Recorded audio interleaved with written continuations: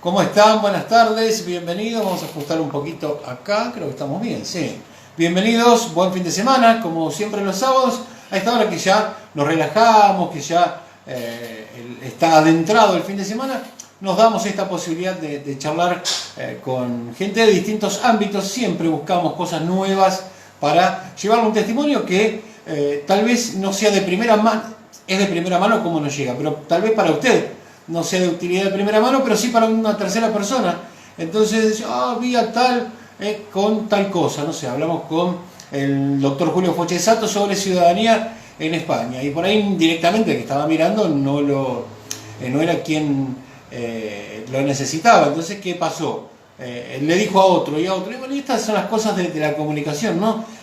Antes se decía en el boca a boca, en el boca a boca. Bueno, no hagamos más preámbulo y nada, ya vamos a invitar a que se conecte al doctor Marcelo Rodríguez Carrossi, que es abogado y que es especialista en derecho deportivo. Ahora le vamos a preguntar de todo eso, a ver qué es el derecho deportivo, por qué esta especialidad.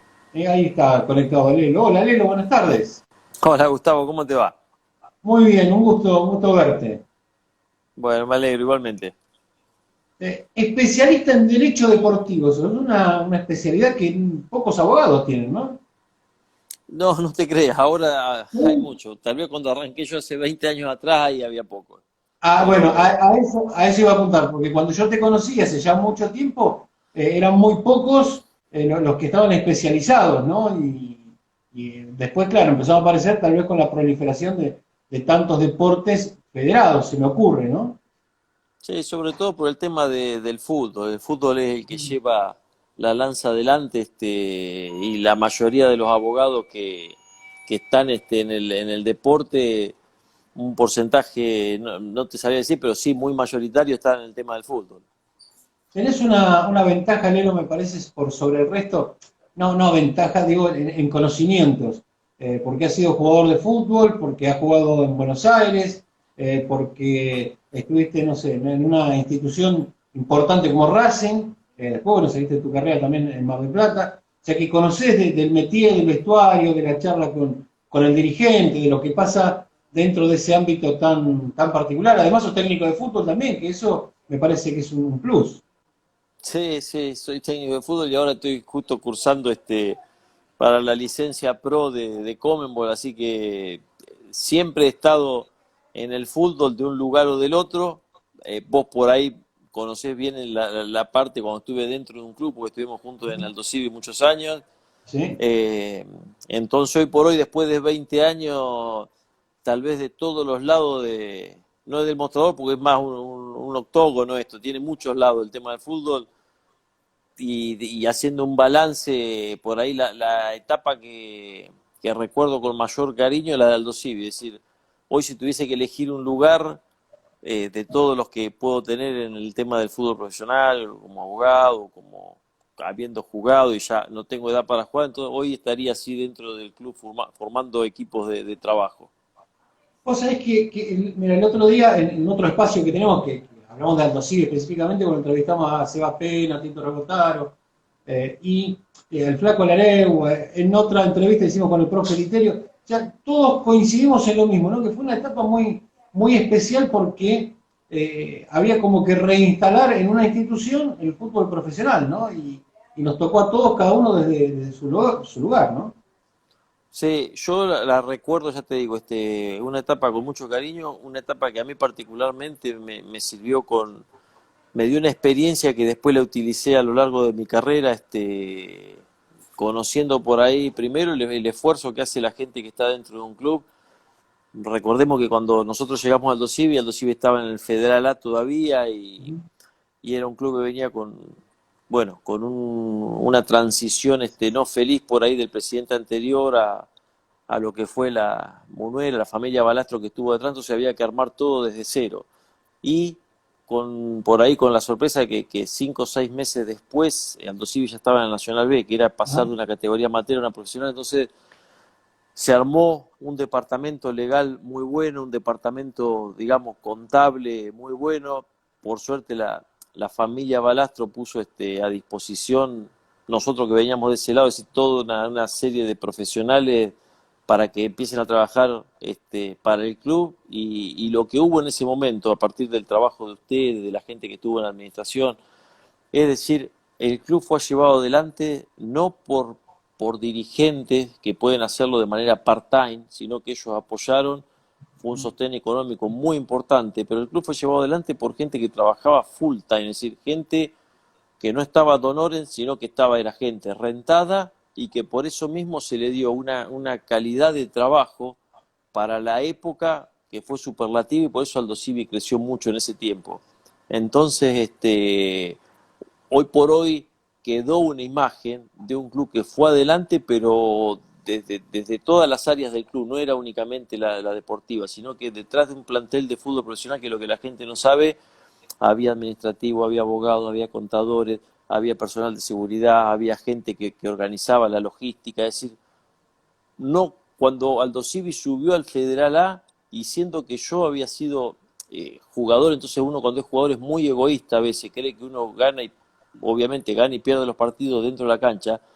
Lo que tenemos que ver es que cuando ganamos los partidos hay un montón de gente trabajando detrás de esos 11 jugadores para que se pueda lograr un objetivo. Es decir, yo después de 20 años estoy convencido que no es solamente los jugadores. Cuando uno es jugador cree que solamente nosotros los jugadores podemos lograr el objetivo. Es mucho más grande que eso.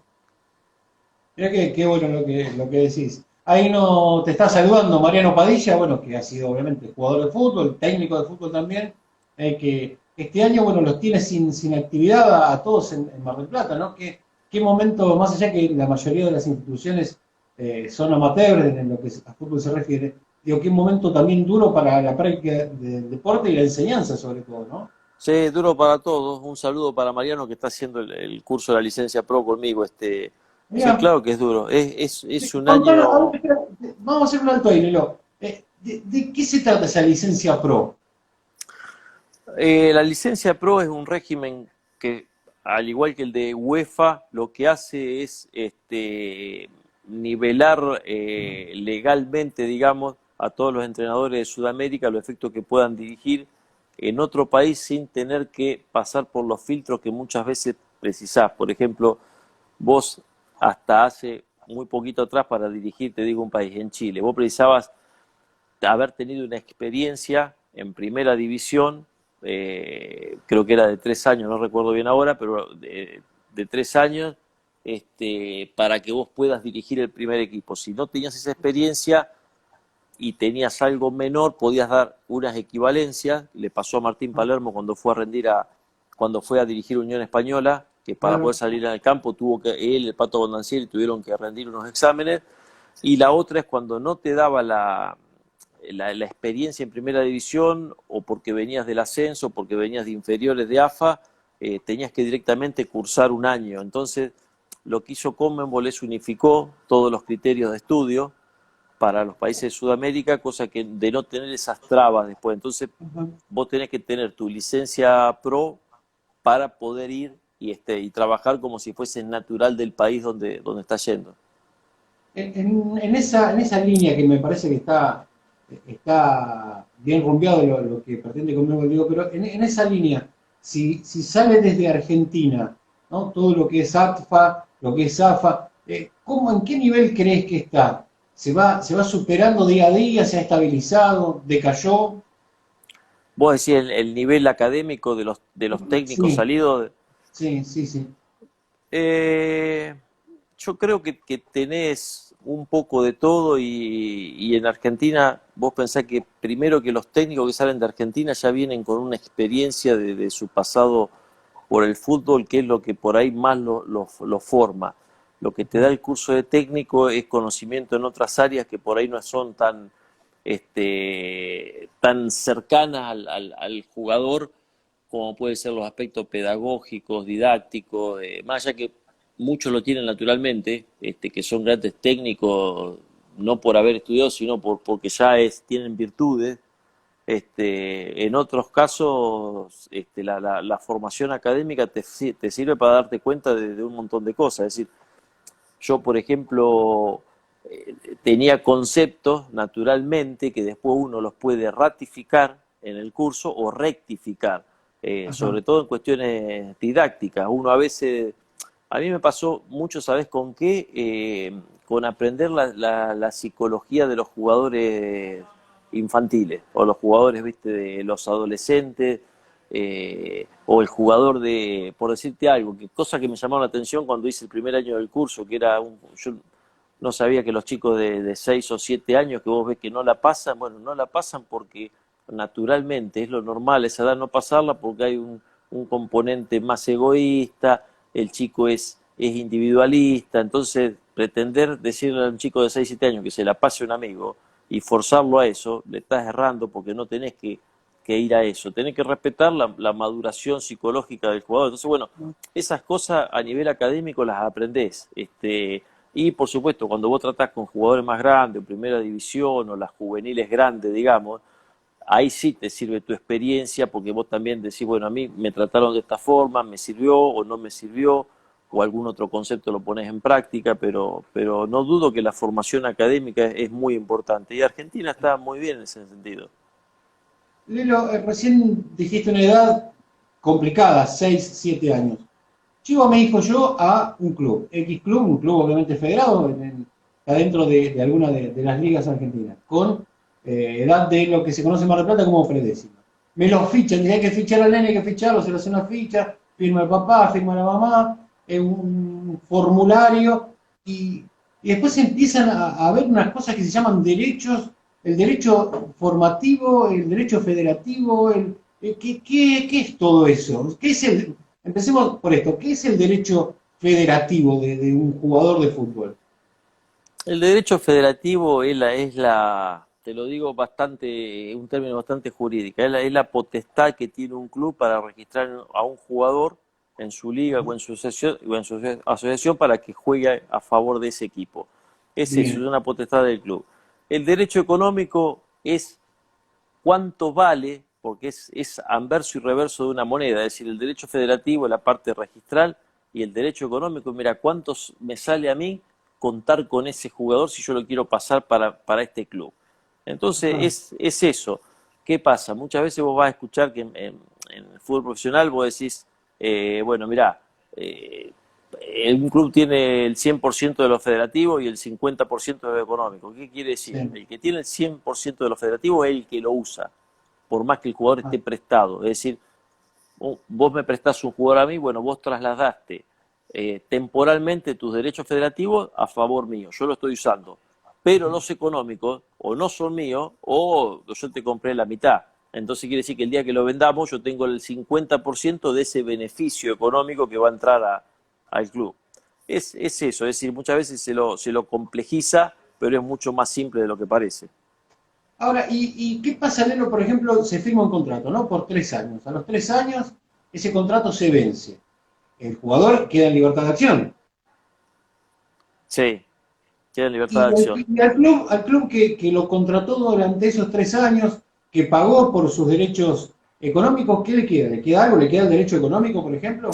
No, lo que pasa es que, mira, ahí el tema es el siguiente. Cuando vos contratás un jugador, estamos hablando de jugadores profesionales, obviamente. Cuando vos contratás Sí. un jugador profesional y pagaste una suma de dinero para que se transfiera ese jugador de un club al otro, vos lo vas a contratar por tantos años. En Ajá. Argentina, en el mundo, digamos, el reglamento FIFA prevé que el mínimo es 1 año y el máximo puede ser 5. Entonces, vos sabés bien que el jugador, a los 5 años o a los 3 años que le haya hecho el contrato, termina su contrato y va a ser libre. Por eso es que sobre todo se da en Europa siempre, en eso están avanzados en cuanto al ejercicio de renovación de contrato. En Argentina por ahí se espera hasta último momento. ¿A qué voy? Un jugador, vos decís, te doy un caso que todos conocemos que es Messi. ¿Por qué Messi renueva el contrato todos los años? ¿Se le vencía? No, no se le vencía. Lo que pasa es que firma por 3 años y al cabo del primer año ya lo quieren renovar para estirarlo y que no pase lo que decís vos, que quede libre cuando finalice, es decir, siempre lo quieren tener atado. Pero también vos pensás que cuando uno compra un pase de un jugador contablemente lo asienta en sus balances como un activo, pero al igual que un objeto de una empresa se va amortizando año a año. Es decir, si yo compré un jugador por 10 años y le hice por 10 millones de dólares y le hice 4 años de contrato, vos sabés que se va a ir amortizando en 2,5 millones por año. Es decir, si vos lo vendés en el último ya no vale 10, ¿entendés? Si es por la amortización en sí. Bueno, Claro. es un tema, eso sí ya es un poco más complejo. Vos me decís, ¿el club no tiene nada para reclamar? Depende. Si ese jugador lo formó el club también, o tuvo alguna etapa de su formación, bueno, va a poder reclamar los denominados derechos de formación el día de mañana, pero también hasta cierto punto y no en todos los casos, es un tema que hay que analizarlo caso por caso. Hay una pregunta si es legal que un club le haga pagar el pase a un jugador. Entiendo que es fútbol amateur, porque no. No, en fútbol amateur, y que vos lo conocés bien, que es lo que se puede dar en la Liga de Mar del Plata, es decir, vos comprás un jugador dando pelotas o otro jugador se compra su pase Vos para sabés ir a que otro lado.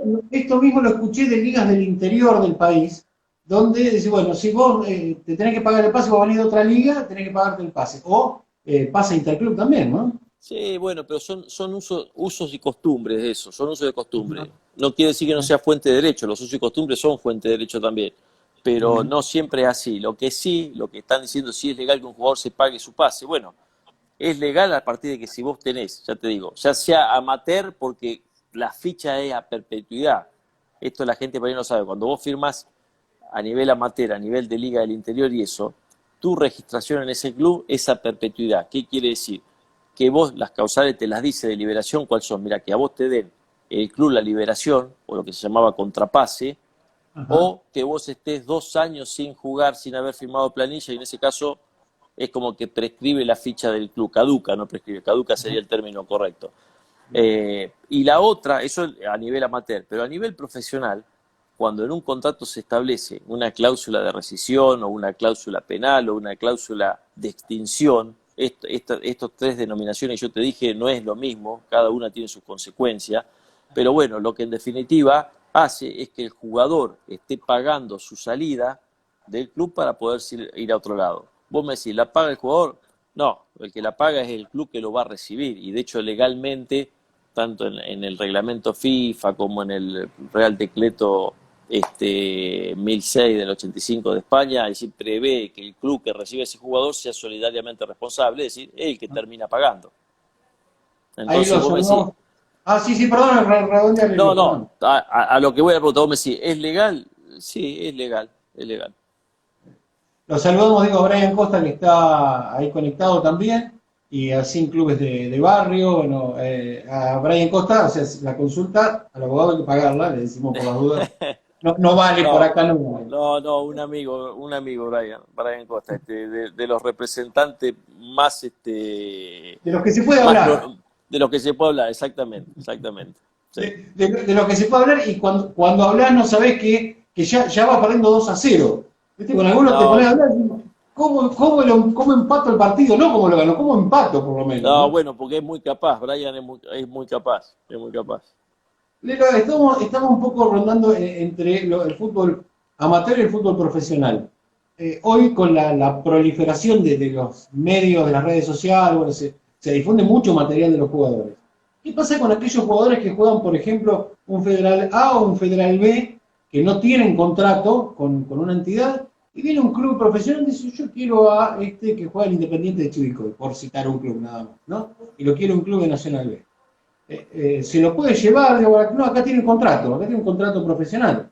Se lo puede llevar así porque hubo casos de esta índole, ¿no? Mirá, un poco que se cortó, pero más o menos creo que te entendí la idea.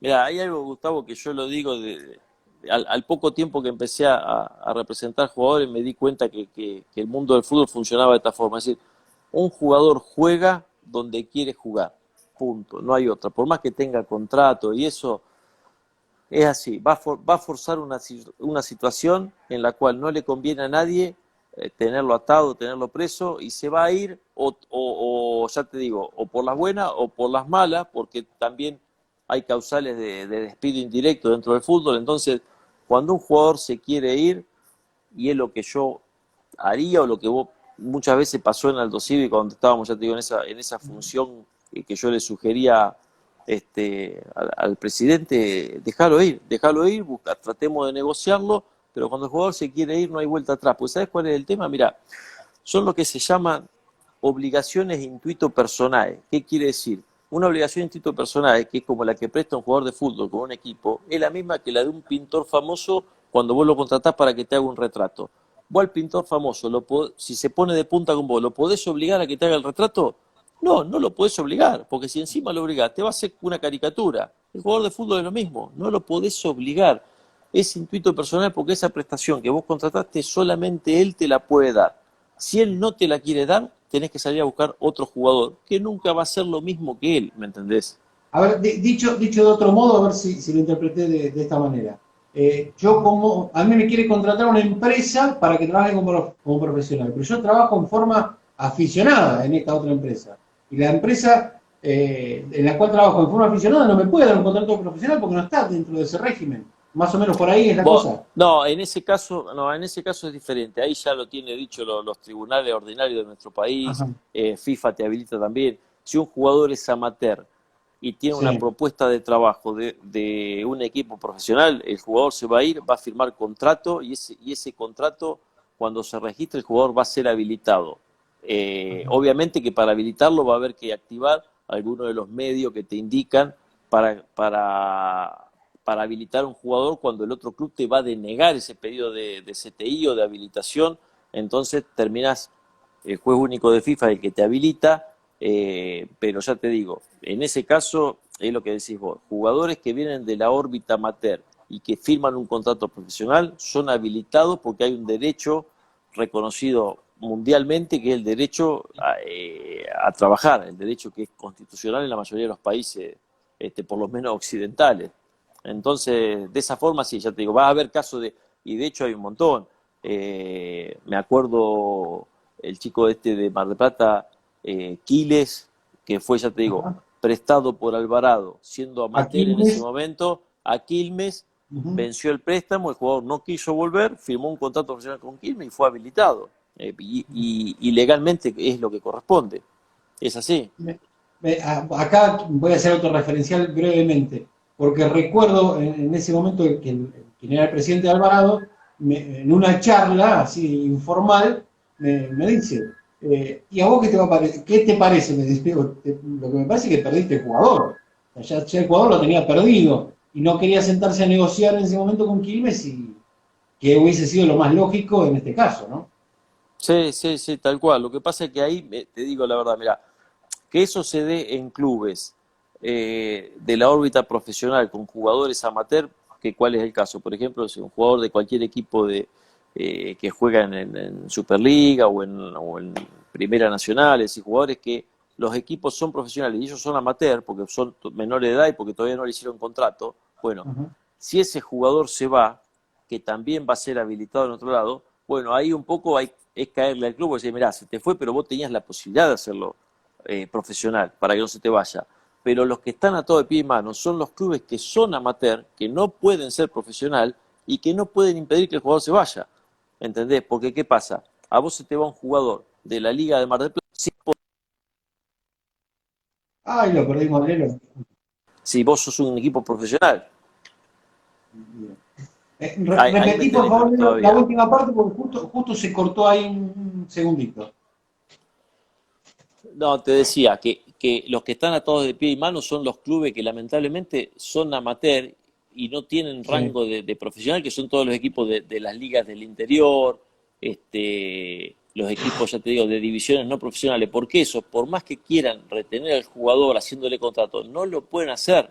No está legalmente permitido hacerle contrato a un jugador, más allá de que pueda cobrar algo por afuera. Claro. Pero, ¿entendés? Esos clubes sí están atados a pie y mano, que fue lo que le pasó a Alvarado con Quiles. Pero después los otros clubes, si Boca pierde un jugador porque se le fue, y bueno, es porque Boca no le firmó contrato. Estaba jugando sin contrato, un chico menor y se terminó yendo.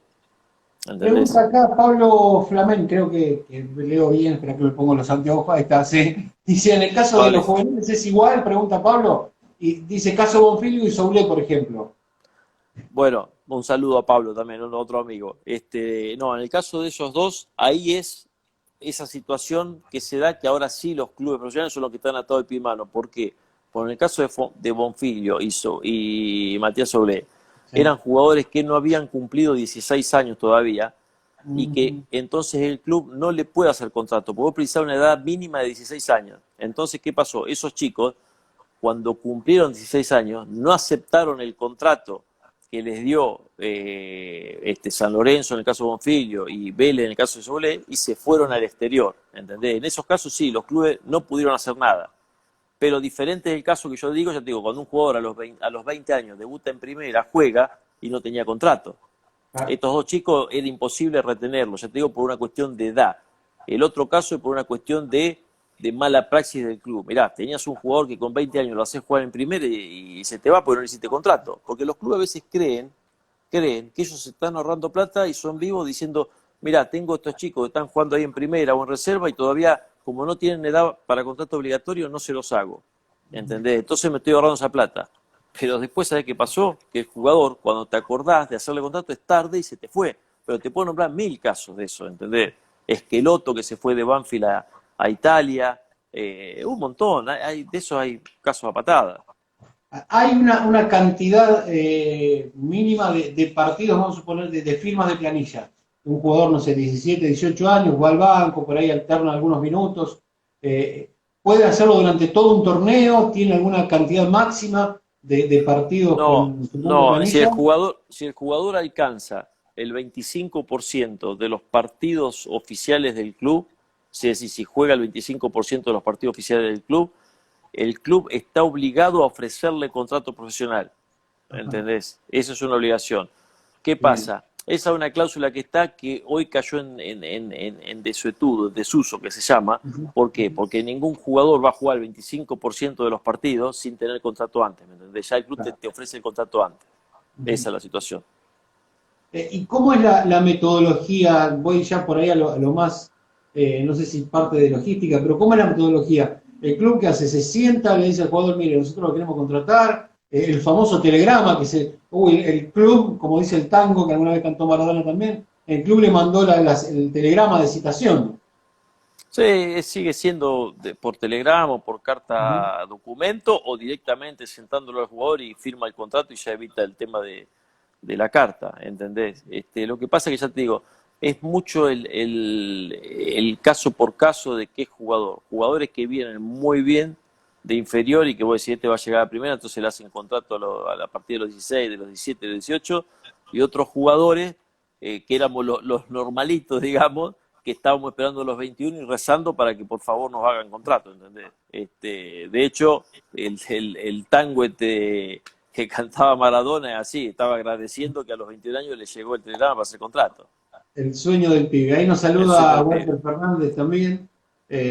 Lelo, todas estas cosas que hablamos de fútbol, ¿son aplicables a otros deportes profesionales?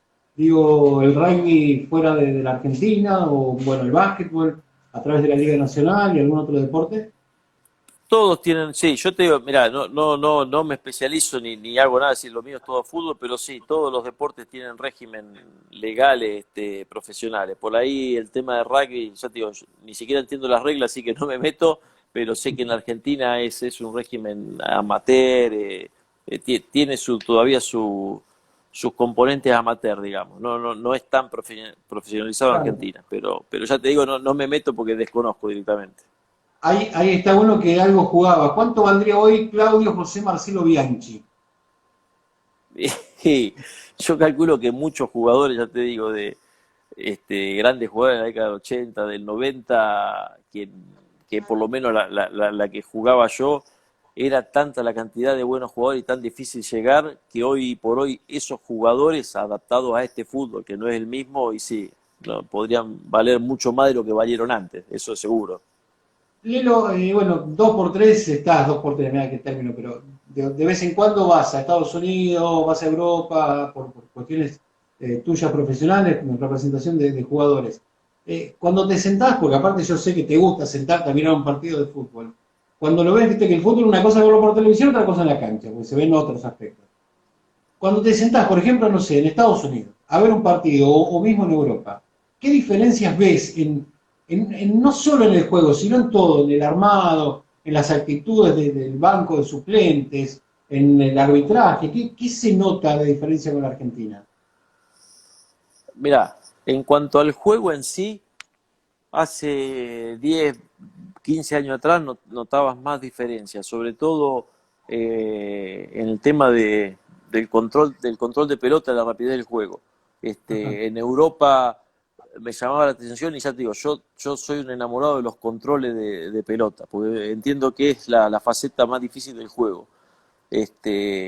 Entonces, en eso en Europa veía, ya te digo, canchas muy rápidas, canchas regadas, cuando acá ni siquiera se lo empezaba por la cabeza regarse. Bueno, entonces el juego era muy vertiginoso, los pases muy fuertes para que lleguen al receptor rápido, y los controles orientados eran terribles. Entonces había una diferencia con el fútbol de Argentina en ese sentido.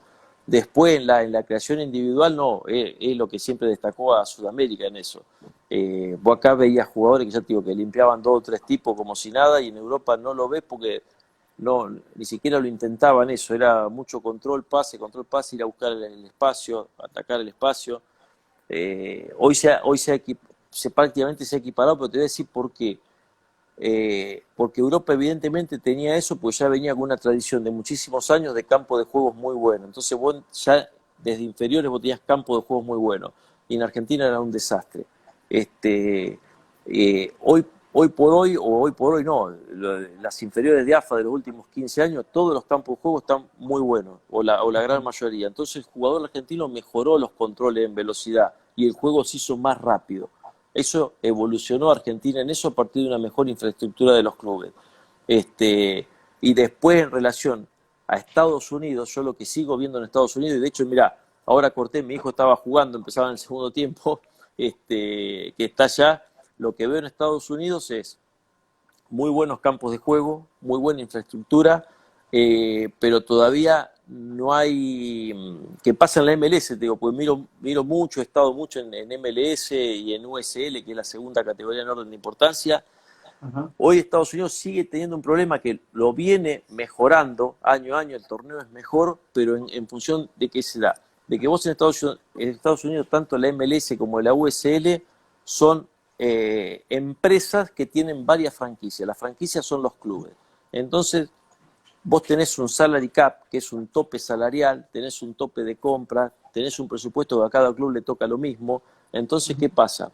Vos, para no excederte de ese presupuesto, vos contratás 3 o 4 muy buenos jugadores, fue ahora, de hecho, Higuaín al Inter Miami, pero vos tenés que rellenar el plantel después con jugadores de segundo o de tercer nivel, es decir, vos tenés muchos jugadores centroamericanos, muchos jugadores surgidos de las universidades de Estados Unidos. De hecho, llegan entre 80 y 90 jugadores de universidades por año al MLS en los drafts.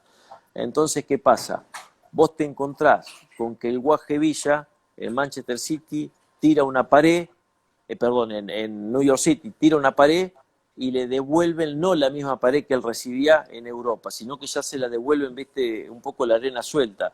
Entonces Un tiene eso. ladrillo. Sí, entonces la MLS tiene eso, grandes equipos de grandes figuras, pero acompañadas por otros jugadores que son más mediocres, pero ¿qué pasa? Ganan el cuarto nivel salarial, entonces eso te hace que te compense y no te pases. Hasta que Estados Unidos no eleve los presupuestos más todavía, que lo viene elevando, ojo, la MLS no son sonsos, saben que es así, año a año ellos hacen planes quinquenales de 5 años, terminó el último ahora o terminaba este año y ya arrancan para los próximos 5 años, suben los presupuestos, pues eso, van a ir mejorando año a año. Yo el primer partido que vi en MLS en vivo allá fue en 2012, fui a ver Los Ángeles Galaxy para ver a Beckham y compañía, y te digo la verdad, yo pensaba siempre después del partido, digo, Beckham se hace una mala sangre terrible, porque jugaba con muchos americanos y era otra cosa. Hoy por hoy ese nivel mejoró mucho, y mejoraron los técnicos, porque están llevando técnicos más importantes.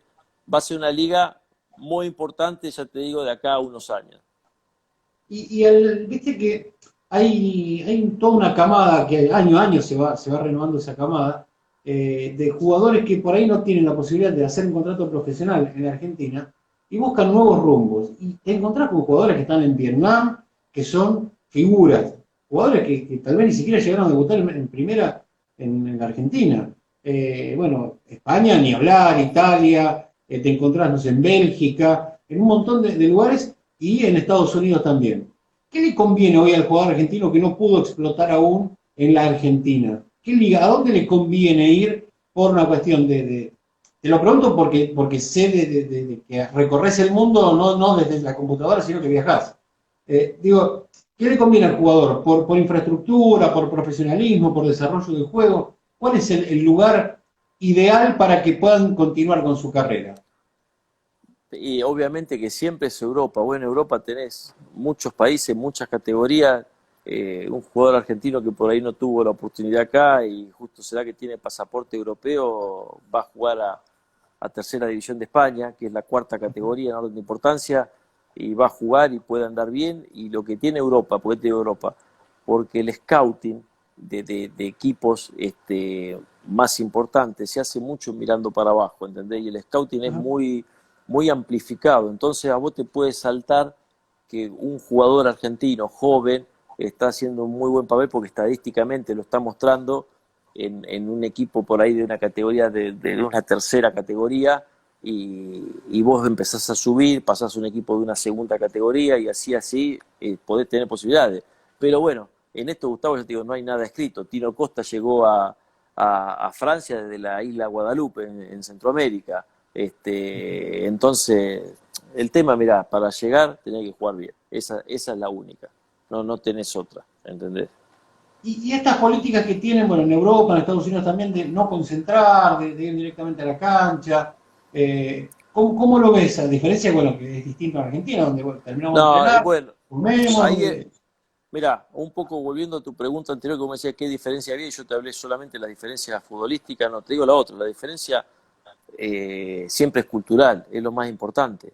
ajá, En Europa vos me decís, bueno, mira, la mayoría no concentra, los clubes tienen un ahorro muy importante en lo que es concentraciones, porque a ese nivel, las concentraciones, vos cuando concentrás con todo lo mejor, Hotel 5 estrellas, bueno, ellos se ahorran las concentraciones de locales. Vos me decís, Barcelona no concentra. Bueno, sí, pero ¿sabés cuál es el tema? El nivel cultural de los jugadores europeos, y no te hablo solamente de Piqué, que es el CEO de una empresa, sino que te hablo de otros jugadores formados en Europa. Ellos tienen un proceso de una escuela, muy buena escuela primaria, muy buena escuela secundaria, no hay deserción en secundaria, es decir, es raro que un jugador que esté jugando en Europa no haya terminado su secundario, ¿entendés? Y aparte la educación que vos traes de tu casa. Entonces todo eso a vos te da un nivel de respeto, de ética, que hace que vos puedas tranquilamente concentrar en tu casa y hacer una vida totalmente ordenada. A ver, obviamente que hay excepciones. sí, sí. La cultura de los jugadores ingleses, que les gusta, ellos toman, pero ¿por qué? Porque tradicionalmente Gran Bretaña es una cultura, entonces capaz que hay jugadores jóvenes que los tenés que tener más controlados, pero en eso es cultural, Gustavo. Acá, mira, una vez yo tuve un técnico, falleció en Racing, Juan Carlos Oleñá, que jugó el Mundial 62 Ajá. para Argentina, en Chile. Y él contaba siempre que decía, él había jugado en Europa y él decía, el jugador alemán le dice que corra 10 vueltas, corre 11. El español que corra 10, corre 10. Y el argentino que corra 10, corre 9. Bueno, eso es lo que se da. Es así. Es que el argentino, recién lo veía conectado al profe Emiliano Costa también. Digo, el jugador argentino siempre trata de robarle al profe algo, una vuelta, algo siempre le roban, ¿o no? Sí, bueno, pero por eso te digo, es cultural. Nosotros los argentinos tenemos eso que somos, ¿viste? No nos quieren en muchas partes del mundo porque tenemos esa cuestión de sacar ventaja. Pero por otro lado, y está estudiado esto a nivel geoglobal, los argentinos son, junto con los japoneses, los que mejor nivel de adaptación tienen a las crisis en el mundo. Yo Mirá. creo que ahora estamos primero, nosotros me parece, pues nos adaptamos a cualquier cosa. Bueno, lo mismo pasa con el jugador de fútbol. Un argentino puede jugarse, te digo, en el frío extremo, en el calor extremo, en el desierto, en la humedad, se adapta siempre y no pasa así con los demás. Es la verdad.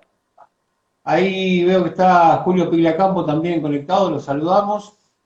Andrés Falcone también, bueno, gente que se va sumando. Se suman por vos, no por mí, sino porque Sí, de buen sí. poder de convocatoria. Nelo Gonzalo, Ahí sí, tenés, mira, sí. Julio, otro de los representantes que lo pongo allá, ¿viste? El nivel A.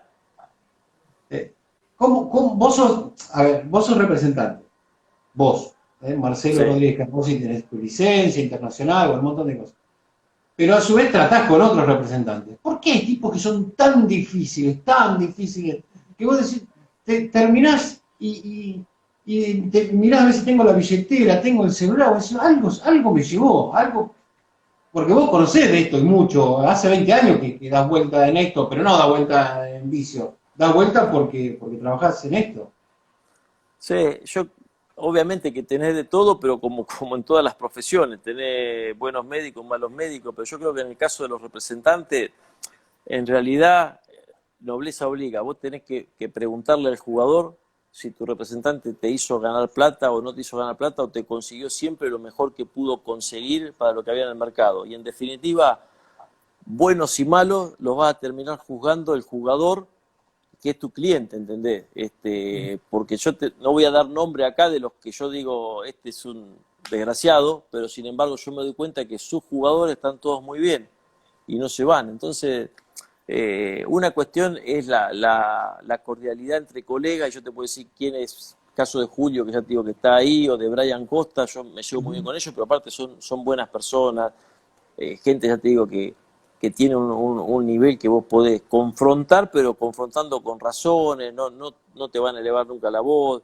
Y yo tengo otro que por ahí yo no comparto cómo se manejan, pero sin embargo, yo digo, mirá, no se maneja como yo quiero, pero sin embargo el jugador le hace ganar plata y le consigue unos contratos bárbaros y el jugador nunca queda, viste, solo. Entonces, bueno, por eso te digo, en definitiva, quien te va a jugar va a ser el jugador.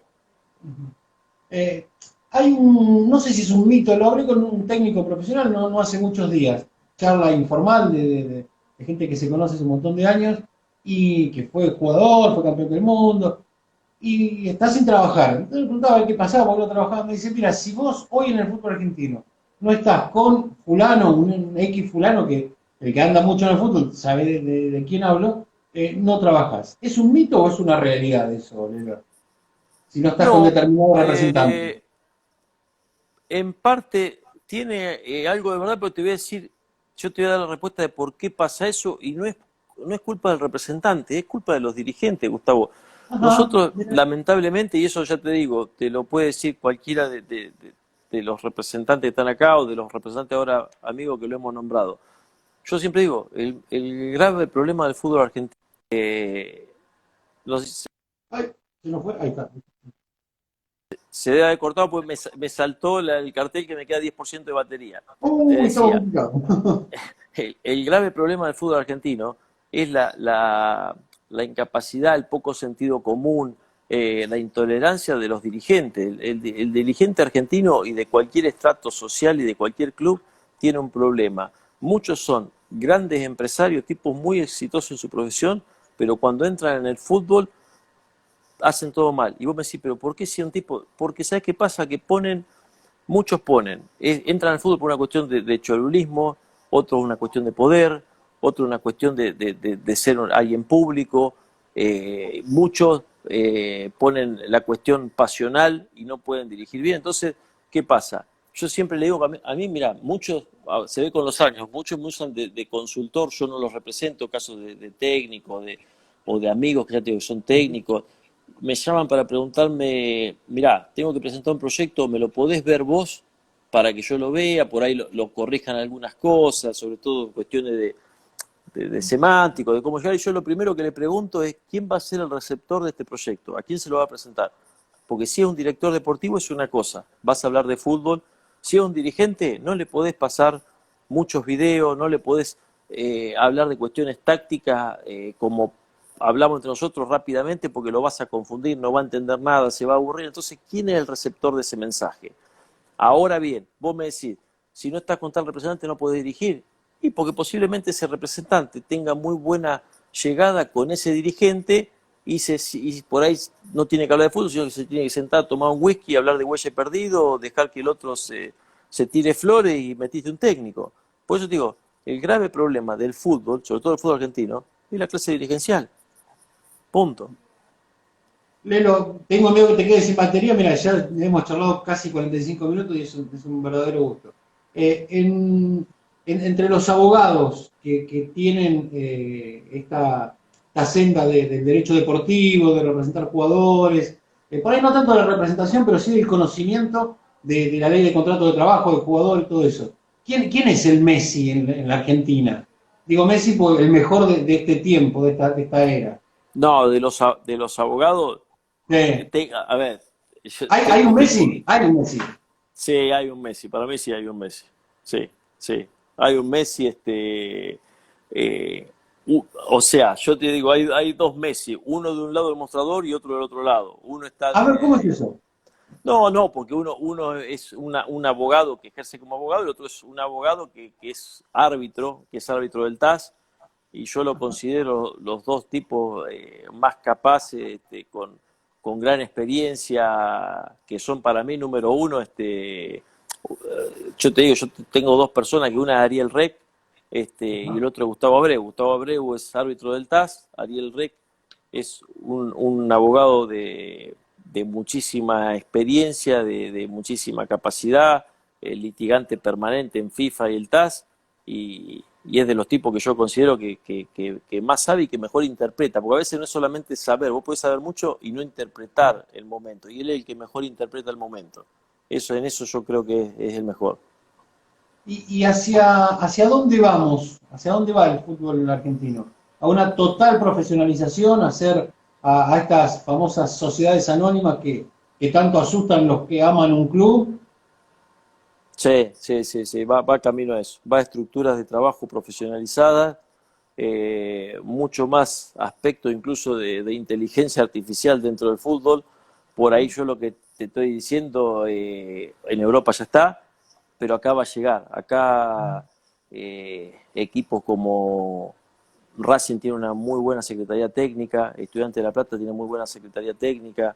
eh, Estudiantes de La Plata yo creo que es el club, junto con por ahí Talleres también, que son los clubes que mejores estructuras de trabajo tienen en cuanto a especificidad. Es decir, a veces el problema de los clubes es que no tienen especificidad. ¿Por qué? Porque el presidente quiere negociar o quiere buscar jugadores o quiere recomendar jugadores, el presidente o el dirigente, y no tienen un director deportivo. Hoy necesariamente tenés que tener un director deportivo, porque es el tipo que te puede aportar, ya te digo, esa especificidad que vos tenés que tener, ¿entendés? Si el fútbol argentino se acomoda, muchos clubes se están acomodando, pero si logra acomodarse a eso, podemos dar el paso adelante. Si no, va a ser muy difícil, Gustavo, va a ser muy difícil. Argentina va a Sería ir... lo que hoy se llama los equipos multidisciplinarios, ¿no? Llevado Sí, a un sí, término bastante más técnico. sí, sí, por supuesto, por supuesto. Es decir, hoy en Argentina vos tenés que apostar a estructuras de trabajo interdisciplinarias, rentadas todas. No puede haber más nadie que trabaje en un club y no esté rentado, porque ¿sabés qué pasa? Si vos trabajás en un club, porque por más que tenga capacidad, que lo querés y eso, va a llegar un momento que no, mirá, te tenés que ocupar de tu trabajo, de tu familia. Ahora, si vos tenés una obligación, que es tu prestación profesional a cambio de una prestación en dinero, ya hay otra cosa. Ahí yo te voy a juzgar por tu trabajo y vos me vas a juzgar por si yo te pago o no te pago. ¿Entendés? Entonces los clubes van a mejorar con eso. Hasta que no se dé eso en la mayoría de los clubes y en todos los estratos, el fútbol argentino, te digo, va a ser superado como es superado en muchos países. Al lado, sin embargo, Chile lo superó en estructuras de trabajo, no tiene los jugadores. El problema es que Argentina, ¿qué lo pasa a nivel país? Argentina es un país que tiene recursos humanos, tiene recursos minerales, lo que sea. El problema es quién los explota esos recursos. Por eso te digo, acá jugadores levantó una piedra y salen. El asunto es que después los clubes tienen que estar preparados para eso, para formar, mostrar y exportar. El día que cambie la ecuación económica en nuestro país y nuestro país sea un país rico, ya no vamos a exportar jugadores, posiblemente traigamos. Pero hasta que eso no cambie, los clubes, ya te digo, tienen que tener conocimiento específico, especializarse, y ya te digo, en la formación, el muestreo y la exportación de jugadores si quieren seguir sobreviviendo. Los saludamos a Adrián Moll, que está conectado ahí desde Bolivia también, relator, y bueno, que anda ahora, ya es internacional, en cualquier momento vamos a charlar también en este espacio con él. Lelo, la verdad que nos has abierto, nos abriste la cabeza y nos abriste puertas para el conocimiento y para la investigación de otras cosas de esto tan lindo que es el fútbol. Te agradezco mucho. Hay unos minutos, Instagram nos da una hora de tiempo, pero tengo miedo que te quedes sin batería y cortar ahí a mitad de camino. Mira, yo no tengo problema, pero cuando se corta, se corta, esa es la otra. Bueno, Así que entonces no hay problema. aprovechemos de estos, que ahí nos está saludando Marcelo Mayorano también, que es director técnico, que es de Quilmes, en la provincia de Buenos Aires también. Muy buena charla, dice Mariano Padilla. Le pedimos a Mariano que no se copie. Claro, ¿viste? Si estudian juntos, ¿viste? No sea cuestión que se copien. No, ¿No? ¿Cómo están haciendo la licencia Pro? ¿De forma virtual, imagino? sí, sí, por Zoom, por Zoom. Sí, Ajá. los lunes y viernes tenemos clase, 3 horas de clase, así que ahí nos vemos todos. Hay un montón de conocidos, vos la mayoría los conocés, todo buena gente. Lilo, porque por ahí, como al ser de Mar del Plata, el tema que te voy a tratar, a traer, por ahí no es herir susceptibilidades, pero bueno, tratar de no hacerlo. Me quedo siempre grabado el famoso caso de Camoranesi y Piso. Eh, Eso hay que leer el fallo, yo entiendo que hay un montón de cuestiones más, pero eso va a dejar sentadas jurisprudencia, ya bueno, de hecho ya lo hizo, ¿no? Pero a futuro, ¿de qué se puede tratar eso? Sí, o sea, vos sabés que hay varios casos en el país. Ese por ahí debe haber sido el más famoso porque era Camoranesi, Claro. pero hay muchos casos en ese sentido. Es decir, cuando vos cometés un acto dentro de un campo de juego que es abiertamente contrario a los reglamentos, va a tener una sanción, va a ser una sanción civil. En el caso, ya te digo, de Piso se demostró en juicio que él sufrió una lesión muy grave. De hecho, yo tuve participación en ese juicio, vos recordás, Aldo Civi, si bien no estuvo demandada por Piso, Camoranesi lo citó como tercero interesado, que es una figura que termina siendo demandado, es decir, eran solidariamente responsables Aldo Civi y Camoranesi. Entonces yo ya te digo, pude tomar conocimiento de las pruebas, de las audiencias, y Piso tuvo una lesión, fue tan grave, Gustavo, tan grave, que ya te digo, del informe médico surgía que Piso estuvo a 2 milímetros de que le sesionaran la arteria femoral. Entonces hubiese muerto en la cancha desangrado. Y fue una jugada que se mostró por video también, es decir, un montón de pruebas de testigos. No fue a disputar el balón, fue directamente a lesionar al jugador. Pero ya te digo, no lo digo yo, es decir, es lo que resolvió el juez, lo que surgió de la prueba. Entonces, en ese caso, sí, Piso tuvo una indemnización por el daño que se le causó, por la pérdida de chances, por el lucro cesante, etcétera, etcétera. Y bueno, y terminó en eso. Pero hubo otros casos, te ¿Y digo, hay varios casos en el país. quién pagó eso? ¿Quién le pagó a Piso? Eh, Camoranesi, Camoranesi. Sí, no sé cómo se terminó, pues ya te digo, sí que en un primer momento no había pagado, creo que el juicio seguía después por la parte de ejecución, pero nobleza obliga, Javier Piso nunca quiso demandar a Aldo Civi y de hecho él me dijo a mí por ser el abogado de Aldo Civi, para que se lo transmita al club, que él nunca iba a cobrar la sentencia contra Aldo Civi, es decir, que iba a pagar como uno puede determinar a quién cobrarle, él le iba a cobrar a Camoranesi. Después Camoranesi tenía legalmente una acción que se llama acción de repetición, que es buscar el porcentual que tendría que haber pagado Aldo Civi. Entiendo que no lo hizo y no creo que lo haga porque, bueno, él también tiene una relación con los colores, con Aldo Civi, entonces, pero bueno, fue así.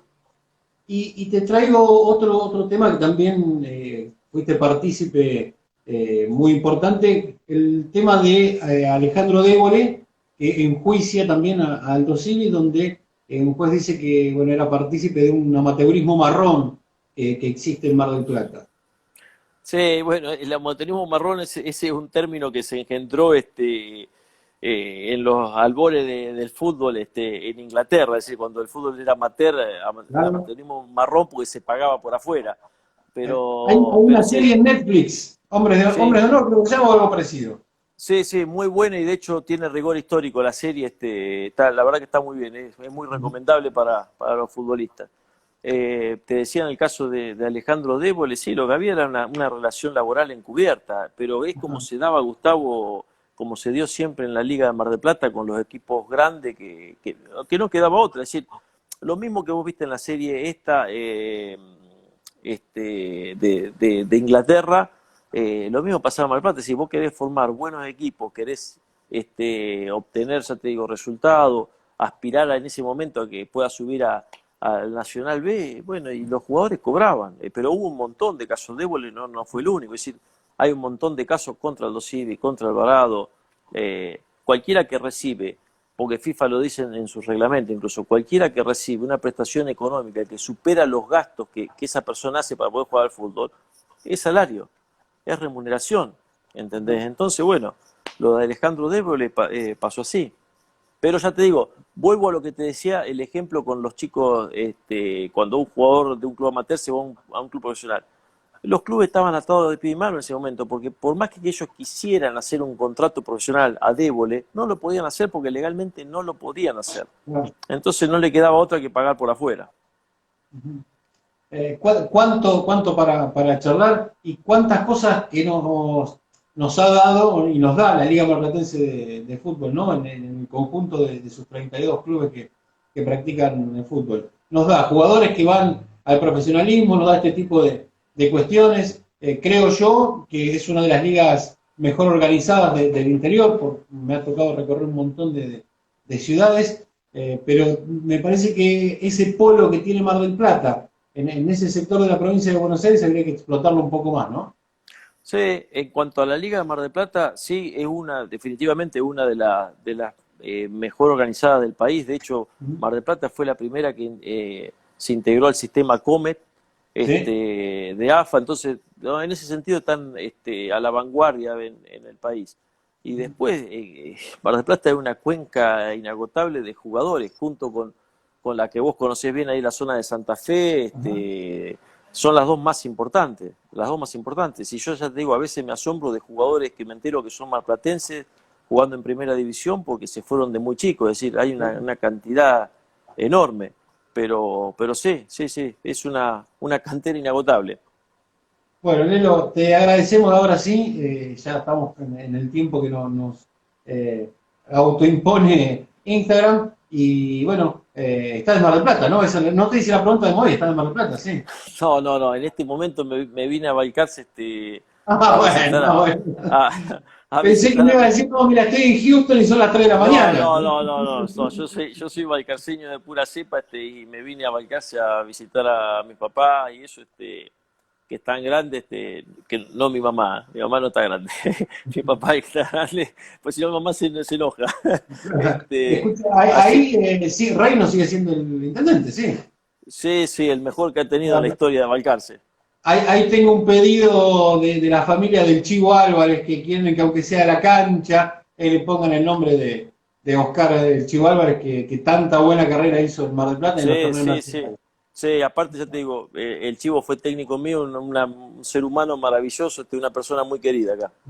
Sí, bueno. Ahí con Reino, con los muchachos del Consejo Deliberante, no es tan difícil. Yo sé que vos tenés injerencia ahí en Balcarce, así que bueno, te traslado el pedido de la familia del Chivo. Vamos a hacerlo trasladar al señor intendente. Lelo, un abrazo grande, un gusto estar en contacto, y bueno, en cualquier momento nos vamos a estar viendo acá lentamente. Te mando un beso y bueno, nos satisface mucho poder conocer más de cuestiones que son inherentes al fútbol y que por ahí hay mucha gente que no las conoce, tal y cual caso nuestro también. Dale, Gustavo, ya te mando un abrazo grande acá a la lejanía, y nos estamos viendo si Dios quiere. Un abrazo, gracias. Chao.